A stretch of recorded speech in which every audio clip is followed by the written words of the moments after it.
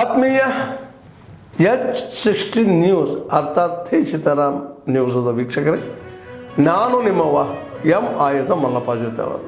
ತಾವು ಈಗ ಸುದ್ದಿಗಳ ಲೋಕಕ್ಕೆ ಎಂಟ್ರಿ ಹೊಡಿತಾ ಇದ್ದೀರಿ. ಈ ಸುದ್ದಿಗಳನ್ನು ಪ್ರತಿಯೊಂದು ನೋಡೋ ಜೊತೆಗೆ ನಿಮ್ಮ ಅಭಿಪ್ರಾಯಗಳನ್ನು ಹಚ್ತಾ ಇರ್ರಿ. ಯಾಕಂದರೆ ಈ ಸುದ್ದಿಗಳು ನಿಮಗಾಗಿ, ನಿಮ್ಮ ಬದುಕಿಗಾಗಿ, ನಿಮ್ಮ ವೈಚಾರಿಕೆಗಾಗಿ, ನಿಮ್ಮ ತಿಳುವಳಿಕೆಗಾಗಿ ಅನ್ನೋದು ನಿಮಗೂ ಗೊತ್ತು. ಜೊತೆಗೆ ನಮಗೂ ನಿಮ್ಮೊಂದಿಗೆ ಇದೊಂದು ಮಾತಾಡುವಂಥ ಜೊತೆಗೆ ಸುದ್ದಿಗಳನ್ನು ಬಿಡುವಂಥ ಕೆಲಸ. ಈ ಕೆಲಸದಲ್ಲಿ ನಾವು ನಿಮ್ಮೊಂದಿಗಿದ್ದೀವಿ ಅಂತ ಹೇಳ್ತಾ ನೋಡ್ತಾ ಇರಿ ಸುದ್ದಿಗಳನ್ನು. ಅದು ಮಾನಸಿಕವಾಗಿ ಹಿಂಸೆ ಆಗಿರೋದಕ್ಕೆ ಅಲ್ವಾ ಸರ್ ನಾವು ನೀನ್ ಚೆನ್ನಾಗಿ ನೀವೆಲ್ಲ ಚೆನ್ನಾಗಿದೆ ತಾನೆ ಮನೆ ಸಿಗೋದು. ನಮ್ಮ ಮನೆನೇ ಕೇಳಿಲ್ವಲ್ಲ ಸರ್, ಈಗ ನಮಗೆ ಸಿಗಲ್ಲ ಅಂತ ಗೊತ್ತಾಯ್ತು. ಅದಕ್ಕೆ ನೀವು ಅದಕ್ಕೂ ಈಗಾದ ಪರಿಸ್ಥಿತಿ ಬೇರೆ ಯಾರಿಗೂ ಆಗಬಾರ್ದು. ನಮಗಾಗಿರೋ ಪರಿಸ್ಥಿತಿ ಇನ್ನೊಬ್ರು ಆಗಬಾರ್ದು ಅಂತ ನನ್ನ ಪಾಪ ಅವ್ರ ಉದ್ದೇಶ ಇದೆ, ಚೆನ್ನಾಗಿದೆ. ಮತ್ತೆ ಅದಕ್ಕೆ ಏನ್ನೇ ಮಾಡ್ಬೇಡ್ರಮ್ಮ. ಈಗ ನಾಳೆ ಒಳ್ಳೆದಾಗುತ್ತೆ, ಮಗನ ಭವಿಷ್ಯ ಇದೆ. ಇಲ್ಲ ಸರ್, ಅಷ್ಟು ಅಲ್ದಾಡಿದ್ದೀವಿ. 4 ವರ್ಷ ಬೇಕಾ ಸರ್ ನೀವು ಪ್ರೆಗ್ನೆಂಟ್ ಹೋಗಿ ಮನೆ ಮಾಡ್ಕೊಳ್ಳೋಕೆ?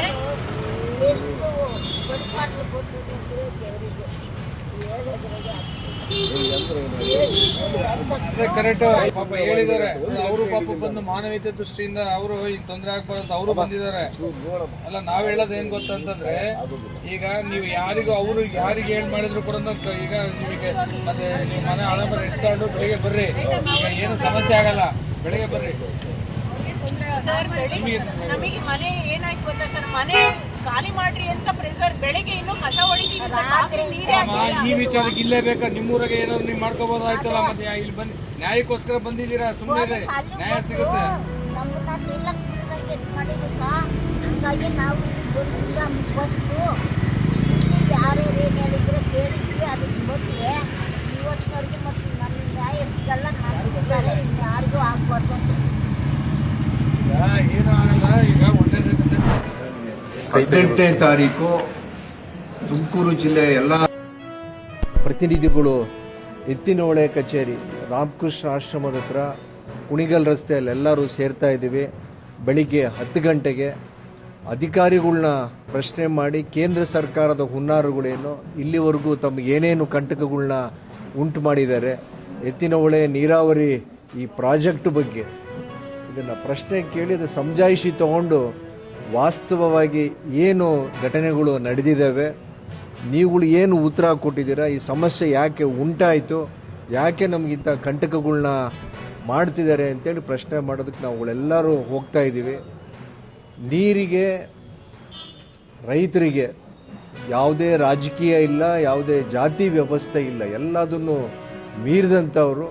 ಇದು ನಮ್ಮ ಅಸ್ಮಿತೆ, ತುಮಕೂರು ಜಿಲ್ಲೆಯ ಅಸ್ಮಿತೆ ಪ್ರಶ್ನೆ ಇದು.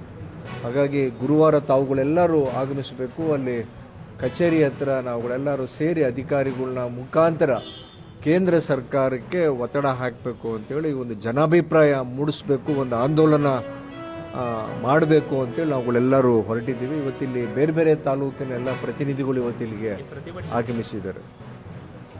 ನಾವಲ್ಲಿ ಅಧಿಕಾರಿಗಳ ಮುಖಾಂತರ ವಾಸ್ತವ ವಿಷಯವನ್ನು ತಿಳ್ಕೊಳ್ಳೋದಕ್ಕೆ ಒಂದು ಸಭೆ ಕೊಡ್ತಿದ್ದೀವಿ ಅಂತ.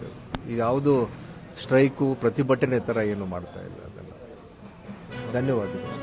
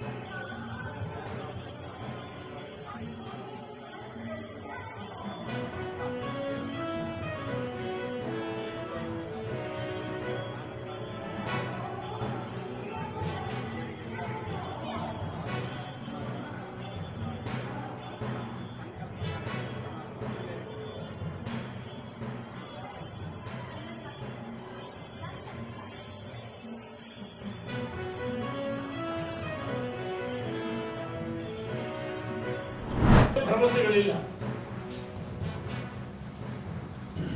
ಎಲ್ಲ ಭರವಸೆಗಳು ಭರವಸೆಯಾಗಿ ಬಿಡ್ತವೆ. ಕಾಂಗ್ರೆಸ್ ಒಂದು ರೀತಿ ಇಬ್ಬಾಗ ಸ್ಥಿತಿಯಲ್ಲಿದೆ. ಜನ ಮಾತಾಡ್ತಾರೆ, ಜನರಿಗೆ ಒಂದು ರೀತಿ ಈ ಸರ್ಕಾರದ ಕಾಮಿಡಿ ಪೀಸ್ ಆಗ್ಬಿಟ್ಟಿದೆ. ಜನರಿಗೆ ಮನರಂಜನೆ ಸಿಗ್ತಾ ಇದೆ, ಆದರೆ ರೈತರ ಸಮಸ್ಯೆಗಳು, ಉತ್ತರ ಕನ್ನಡ ಸಮಸ್ಯೆಗಳು ಯಾವುದೂ ಚರ್ಚೆಗಳಾಗ್ತಿಲ್ಲ ಮತ್ತು ಹಣ ಬಿಡುಗಡೆ ಆಗ್ತಿಲ್ಲ. ನಮ್ಮ ಸರ್ಕಾರ ಅವಧಿಯಲ್ಲಿ, ಭಾರತೀಯ ಜನತಾ ಪಾರ್ಟಿ ಸರ್ಕಾರ ಅವಧಿಯಲ್ಲಿ ಉತ್ತರ ಕರ್ನಾಟಕದ ಜ್ವಲಂತ ಸಮಸ್ಯೆಗಳಿಗೆ ಚರ್ಚೆ ಮಾಡಿ ಹಣವನ್ನು ಬಿಡುಗಡೆ ಮಾಡ್ತೀವಿ. ಆದ್ಮೇಲೆ ಎಲ್ಲ ಸುದ್ದಿಗಳನ್ನು ನೋಡಿದ್ರಲ್ಲ, ಏನು ಅನಿಸ್ತು ನಿಮಗೆ? ಇದರಲ್ಲೇ ನಿಮ್ಗೆ ಲೈಕ್ ಆಗಿರ್ಬೋದು, ಡಿಸ್ಲೈಕು ಆಗಿರ್ಬೋದು, ಕಾಮೆಂಟ್ ಬೇಡಪ್ಪ ಅಂತೂ ಅನಿಸಿರ್ಬೋದು, ಕಾಮೆಂಟ್ ಮಾಡಬೇಕಪ್ಪ ಅನಿಸಿರ್ಬೋದು, ಶೇರ್ ಮಾಡಬಾರ್ದಪ್ಪ ಅನಿಸಿರ್ಬೋದು, ಅದು ಮಾಡಬೇಕು ಅನಿಸಿರ್ಬೋದು.